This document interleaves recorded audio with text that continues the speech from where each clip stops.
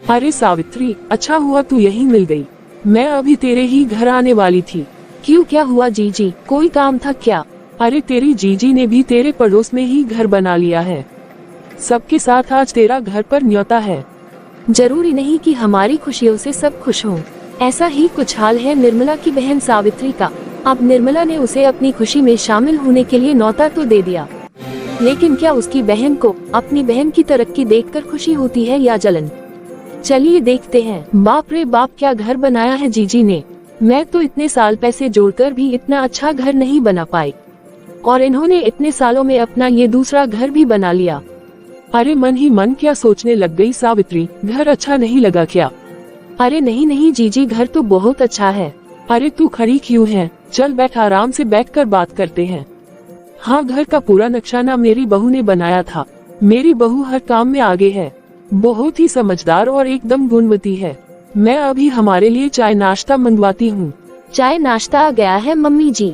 नमस्ते मौसी जी। अरे नमस्ते बेटा। वाह बेटा, मेरे कहने से पहले ही हमारे लिए चाय नाश्ता भी ले आई। मैंने कहा था ना, एकदम गुणवती बहू है मेरी। इतनी जल्दी सारे काम कर लेती है कि मुझे तो चाय का एक झूठा कप भी रसोई में नहीं रखने देती। फिर तो बहुत अच्छा है जीजी, इसी तरह आपकी बहू आपकी सेवा करती रहे। वैसे बहू तो मेरी भी कुछ कम नहीं है, बहुत सेवा करती है मेरी। मेरे कहने से पहले ही मेरे लिए सब कुछ करके रख देती है। माँ जी, आप चाय पकोड़े लो, मैं बाकी के काम कर लेती हूँ। हाँ ठीक है बेटा। पकोड़े तो रेणुका बहू ने ठीक ही बनाए हैं, लेकिन कभी आप मेरी बहू के हाथ के पकोड़े खा के देखना, अपनी उंगलियां चाटती रह जाओगी। और देखो तो इसमें कितना तेल है।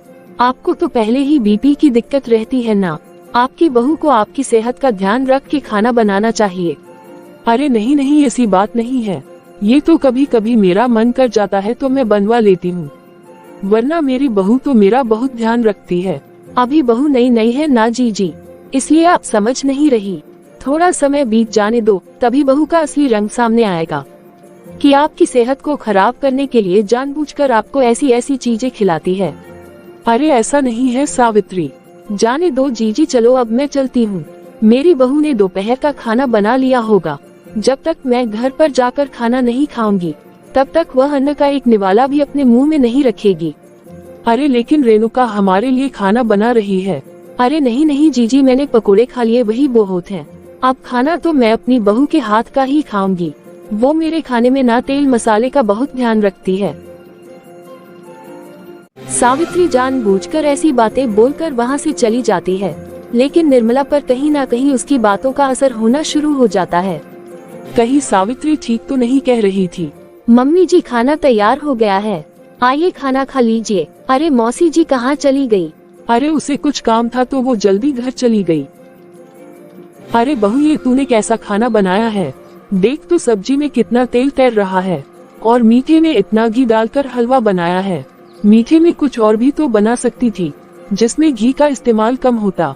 लेकिन मम्मी जी, आप ही ने तो कहा था कि मौसी जी को हलवा पसंद है, इसलिए मैंने मीठे में हलवा बना दिया, वरना मैं तो आप दोनों के लिए हेल्दी ओट्स की खीर बनाने वाली थी। अच्छा, इतना ही हेल्दी बनाना चाहती थी तो फिर सब्जी में इतना तेल क्यों डाला है? मम्मी जी, सब्जी तो मैंने जीरो ऑयल में बनाई है, लेकिन मौसी जी को खाने में ये अजीब ना लगे, इसलिए ऊपर से एक छोटी चम्मच ऑलिव ऑयल का तड़का लगा दिया।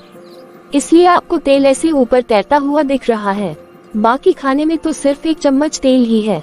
रहने दे, मेरा मन ही नहीं है ये खाना खाने का। मेरे लिए शाम को खिचड़ी ही बना दियो। लेकिन मम्मी जी, निर्मला खाना खाए बिना ही वहाँ से उठकर अपने कमरे में चली जाती है। फिर कुछ दिन बाद। अरे सावित्री, बड़े दिन बाद आना हुआ। मैं कितने दिन से तुझे याद कर रही थी। अब क्या करूं जीजी, बहू घर पर मेरी इतनी सेवा करती है कि घर से बाहर निकलकर कहीं जाने का मन ही नहीं करता। अच्छा सविता, वैसे तेरी साड़ी ना बहुत अच्छी लग रही है, कहाँ से ली है? मैं भी खरीदूंगी। अरे जीजी, असल में तो मेरी बहू जब से मेरे घर आई है, वही मेरे लिए सारे कपड़े लेकर आती है। ना करते हुए भी महीने में मेरे लिए 4-5 साड़ी तो ले ही आती है। इतना मना करती हूँ लेकिन मानती ही नहीं। कहती है मम्मी जी, मुझे आपके लिए नई नई चीजें लेने में बहुत खुशी होती है। शादी से पहले मैं अपनी माँ के लिए कपड़े खरीदती थी, और शादी के बाद आपके लिए। कहती है आप भी तो मेरे लिए मेरी माँ ही हो। मुझे बिल्कुल भी ऐसा महसूस ही नहीं होता कि मैं उसकी सास हूँ। हमेशा मुझे अपनी माँ की तरह प्यार करती है। अरे ये तो बहुत अच्छी बात है, बहू तो ऐसी ही होनी चाहिए। मेरी रेणुका भी ना ऐसी ही है, बिल्कुल अपनी माँ की तरह मेरा ध्यान रखती है। अच्छा जी, वैसे रेणुका भी आपके लिए ऐसे ही साड़ियाँ लेकर आती है क्या? मुझे भी तो दिखाया आपकी बहू आपके लिए कैसी साड़ियाँ लेकर आती है। लाती तो है लेकिन इतनी ज्यादा नहीं, जब कोई त्योहार होता है तो लेकर आती है। पिछली बार होली पर लेकर आई थी। इतने महीने पहले? फिर तो वो फॉर्मेलिटी हो गई ना जी। बस फॉर्मेलिटी के लिए आपके लिए कुछ लेकर आई। खैर मैं घर चलती हूँ, बहू से सर की मालिश करवाऊंगी। 2 दिन पहले करवाई थी। जी आपकी बहू भी आपकी मालिश करती है क्या? हाँ करती है ना, जब कभी सर में दर्द होता है तो इतनी अच्छी मालिश करती है। देख अभी बुलाती हूँ। रेणुका बेटा, रेणुका। जी मम्मी जी। अरे मौसी जी आप, नमस्ते। नमस्ते बेटा। अभी आप दोनों के लिए कुछ खाने को बनाकर लाती हूँ। नहीं बेटा, अभी कुछ खाने का मन नहीं है, लेकिन जी के सर में दर्द है तो उनके सर की मालिश कर दे। क्या आपके सर में दर्द है और आप मुझे अभी बता रही है? मम्मी जी मैं अभी आपके लिए मालिश वाला तेल लेकर आती हूँ। अरे ये तो सच में जीजी की मालिश करने के लिए तेल लेने जा रही है। ऐसे तो मैं कैसे जीजी को इसके खिलाफ भड़का पाऊंगी। देखा सावित्री कितना ध्यान रखती है मेरी बहू मेरा।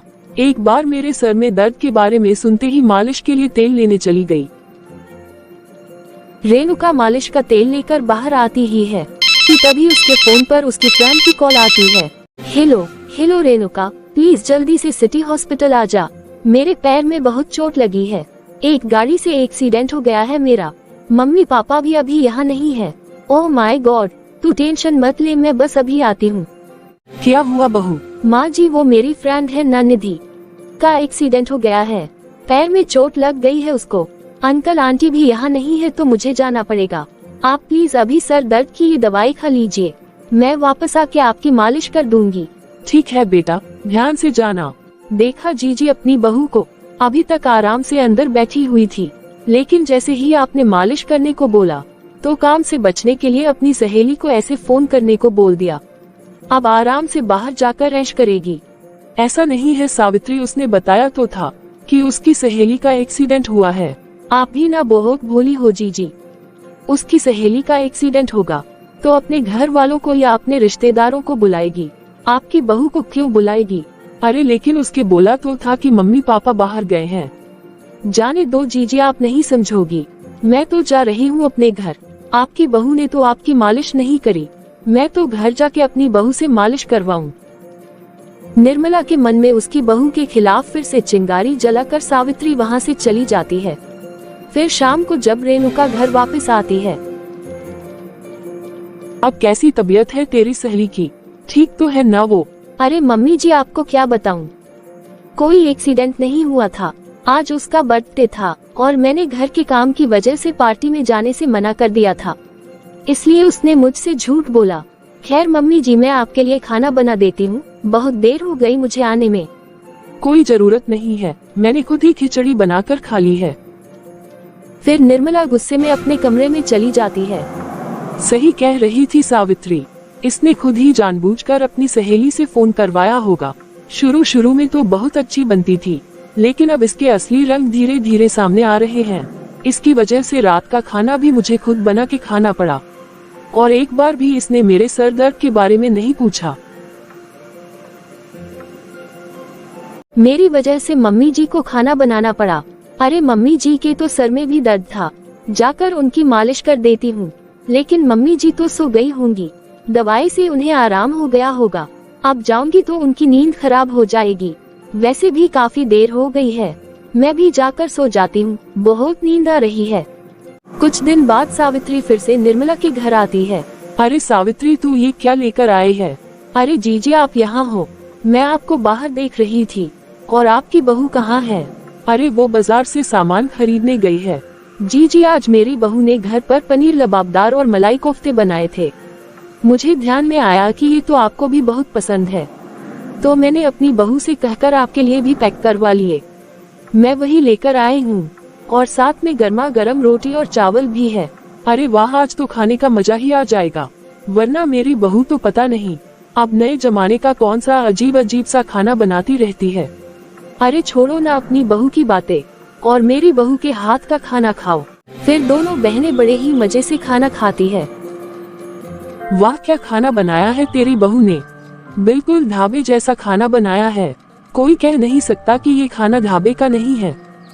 कहेगा भी क्यों जब ये खाना ढाबे का ही है। अरे तू क्या सोचने लगी। खाना बहुत स्वाद है जीजी। सच्ची काश मुझे भी तेरी बहू जैसी बहू मिलती तो मेरे खाने की भी मौज ही हो जाती। और इसमें तेरी बहू ने तेल भी कितना नाप तोल कर डाला है। तेरी बहू बहुत समझदार है। हाँ जीजी सो तो है।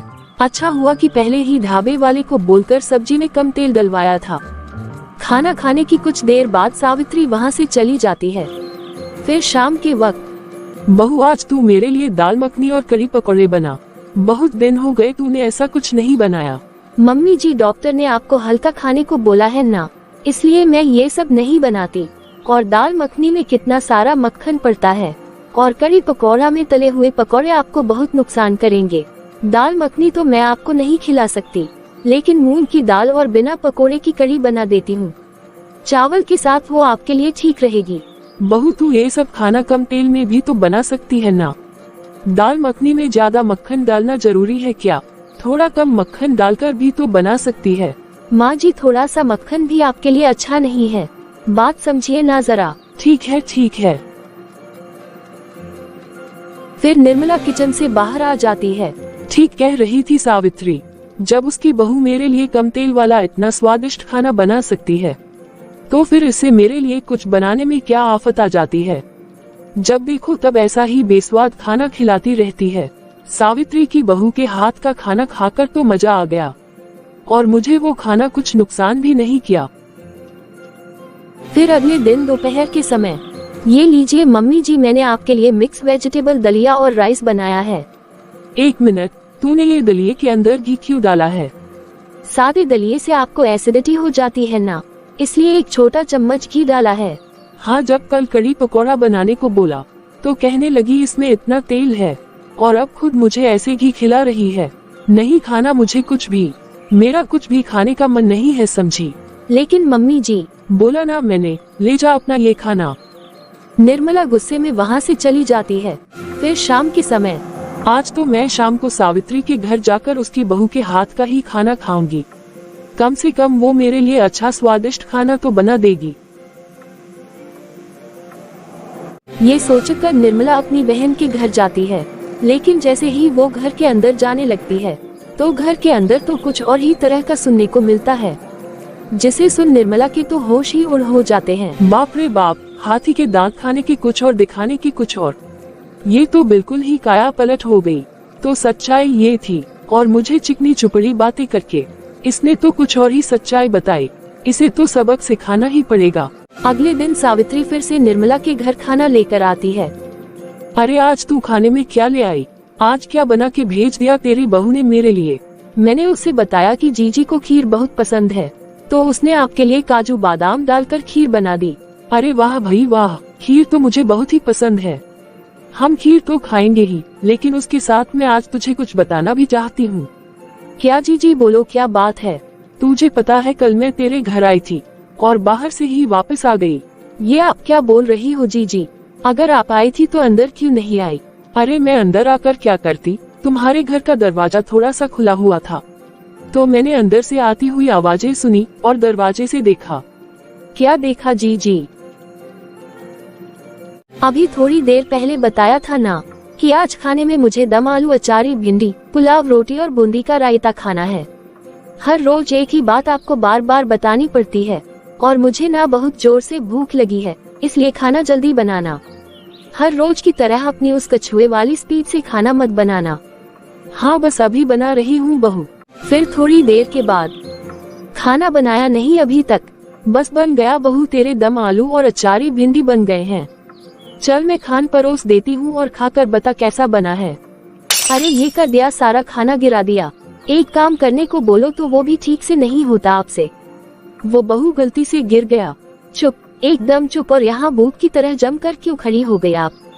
साफ करो इसे अच्छे से और साफ करके दोबारा रायता बना कर ले आओ मेरे लिए। ठीक है बहू, बस अभी करती हूँ साफ। खाने का पूरा टेस्ट ही खराब कर दिया। ओह हेलो, अब आप ये क्यों खड़ी हो? पता है ना अभी मैं खाना खा रही हूँ। मेरे खाना खाते समय आपकी यहाँ खड़े होने की हिम्मत कैसे हुई? मुझे भूख लगी है बहू। चाहे भूख लगी हो या कुछ भी हो, जब तक मैं खाना नहीं खा लेती तब तक आप यहाँ नहीं आएगी। आप चलो जाओ यहाँ से, मुझे शांति से खाना खाने दो। ये सब सुन सावित्री के तो होश ही उड़ जाते हैं। उसे यह समझ में नहीं आता कि अब वो जाए तो जाए कहाँ जाकर अपना मुंह छुपाए। सावित्री कैसी लगी? जी वो जीजा बोलना। जीजी ये ज क्या कर रही है? जी वो बस वो। मुझे सब पता है, मुझे सफाई देने के लिए। तेरे पास कुछ भी नहीं है। बहुत झूठ बोलिया तूने। तू इतने दिन तक अपनी इस बहू की तारीफ के पुल बांध के तूने मुझे मेरी इतनी गुणवती बहू के खिलाफ भड़काया। शर्म आनी चाहिए तुझे। क्या कह रही थी तू कि मेरी बहू तो मेरे बिना खाने का एक निवाला भी नहीं खाती। हर महीने मना करने के बाद भी मेरे लिए 5-6 साड़ी खरीद कर ले आती है। तेरी इतनी सेवा करती है तेरी बहू। तेरी कितनी सेवा और कितनी खातिरदारी करती है वो तो मैंने अपनी आंखों से देख लिया, और तेरी असलियत भी मेरे सामने आ गई। तेरी वजह से मैंने अपनी ही बहू से रिश्ते खराब हो गए। मेरी बहू तो सोना है सोना, लेकिन तेरी वजह से मैंने उसे इतना भला बुरा कहा। अरे मैं तो बहुत किस्मत वाली हूँ जो मुझे रेणुका जैसी बहू मिली, और इसी बात से जलकर तूने मेरे साथ ऐसा किया।